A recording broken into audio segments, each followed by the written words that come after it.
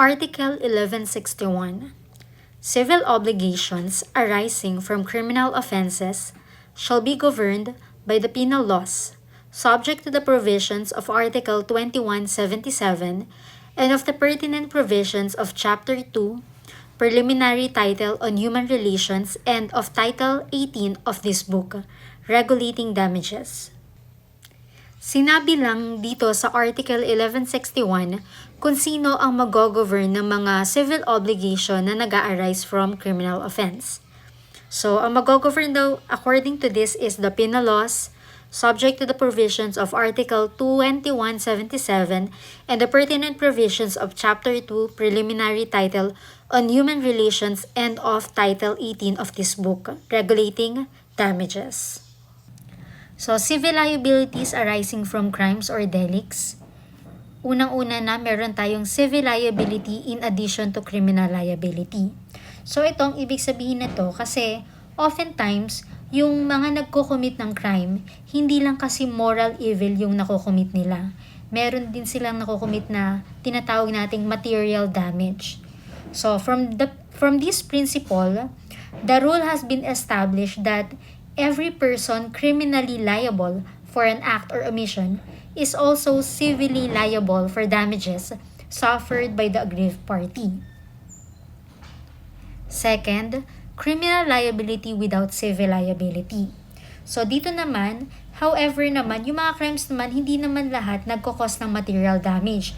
Like for example, contempt, insults to person or authority, gambling, violations of traffic regulation, etc. So dito, there is no civil liability to be enforced. Third, civil liability without criminal liability. So, yung tao na hindi criminally responsible may still be liable civilly. So, such as failure to pay a contractual debt, causing damage to another's property, or when the obligation arises from quasi-delict. Scope of civil liability. The extent of the civil liability for damages arising from crimes is governed by the Revised Penal Code and the Civil Code. This civil liability includes, number 1, restitution. So ito, obligation to return something that was taken. Second, reparation for damage caused. So, obligation to fix or compensate for damage. And lastly, indemnification for consequential damages.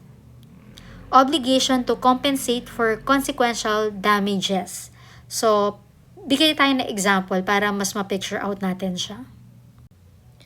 Example, si Juan ninakaw yung kotse ni Pedro. Ngayon, nahatulan si Juan sa salang pagnanakaw. Ang mangyayari, uutusan ng korte si Juan. Unang-una na restitution, yung sinasabi nating restitution. Naisauli yung kotse ni Pedro. O kaya naman kung nawala na o nasira niya na yung kotse, babayaran niya yung value ng kotse. Second, reparation for the damage caused. Ngayon, kunwari nga, sinauli ni Juan yung kotse ni Pedro. Kaso naman yung kotse, na-flat ang gulong, ganyan, o kaya nagkagasgas, so babayaran ni Juan yung damages na na-cause dun sa kotse. And lastly, indemnification for consequential damages. Dito naman, si Juan, kailangan niya magbayad ng other damages na sinuffer ni Pedro dahil sa krimen na ginawa niya.